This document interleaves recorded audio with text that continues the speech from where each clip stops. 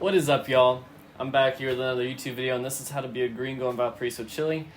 I actually tried shooting this video twice, but it was too windy upstairs with the better view, so we're back in the apartment.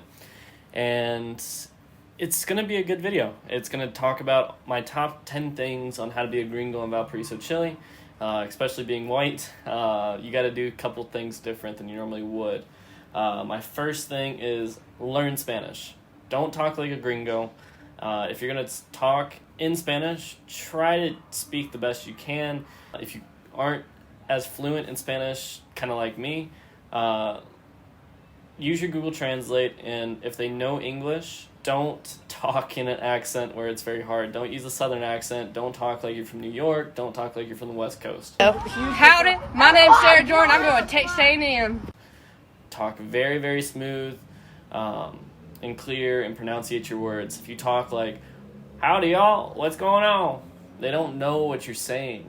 My second thing is, don't wear long sleeve clothes. You are going to get a heat stroke. What the hell? Okay, make way. Clear out. This is heat exhaustion. I'm going to cool down his core. Take his pants off. Hey, you really don't need to film this, all right? Where are you going to put that rod? Hold his leg up. Stand back. What do you... Oh! Don't wear long sleeve clothes, and also don't dress like a gringo. I wear a lot of sun shirts.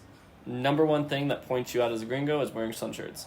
Not really sure why. Second biggest thing is don't wear like basketball shorts. It's also a very, very frowned upon clothing style to wear if you're a gringo. It definitely shows you're from the US, and definitely the skin color also shows that. My next thing is, don't be scared. They love to use their horns. One person honks, the rest of them honk, basically saying, I'm here, get out of the way, I have places to be. They also like to stand on cars. That's something I found was very interesting. But they like to stand on cars just to prove their dominance, I think. Not everyone does it. I just saw it once and thought it would be funny to throw in this video. But street markets are everywhere. Use the street markets. They are phenomenal. Bargain deals on a lot of produce and a lot of other groceries. And this allows you to spend less money than you normally would on a lot of things. You can get seafood. I don't personally trust the seafood. I'm very particular on my seafood. But you can get seafood, oysters. You can apparently get oysters like pretty big at these street markets. But you're able to get a lot of other things like technology and phone cables and stuff like that. So use your street markets. They're amazing. Along with the street markets, the food here is divine. If you want to get a steak, though, ask for it inglesa style. They normally cook their steaks about 2 or 3 temperatures over what we would consider our temperatures for a steak. And a lot of their seafood is amazing. I got some pulpo, which is octopus, and it was actually pink pulpo, which is pink octopus.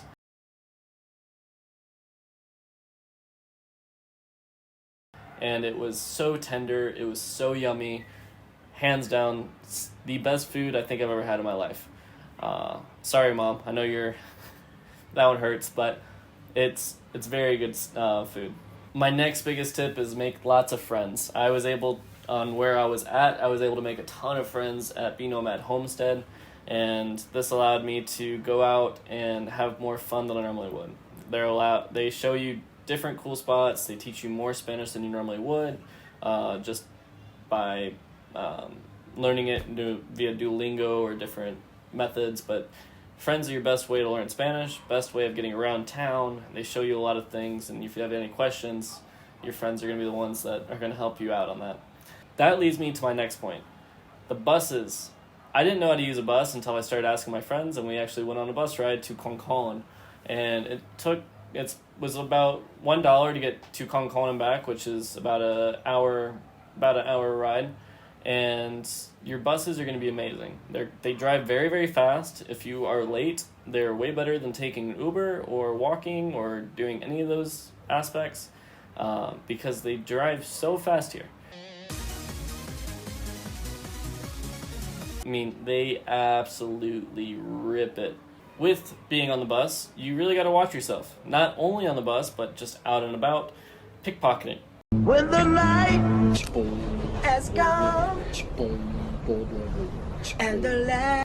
Pickpocketing is going to be one of the biggest things that you're going to experience as crime in Chile. They aren't really known for their high crimes. Actually, they're pretty low on high violence crimes, but they're very high on theft and pickpocketing crimes.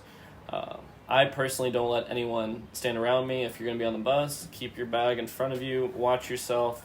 But even when I'm walking on the streets, like I said, I don't like anybody being around me. I will either let people pass if they're going up pretty fast, or I'll walk faster and just pass people, so I'm not actually in a stationary point where they have more of a viewpoint on what you're carrying and what you got.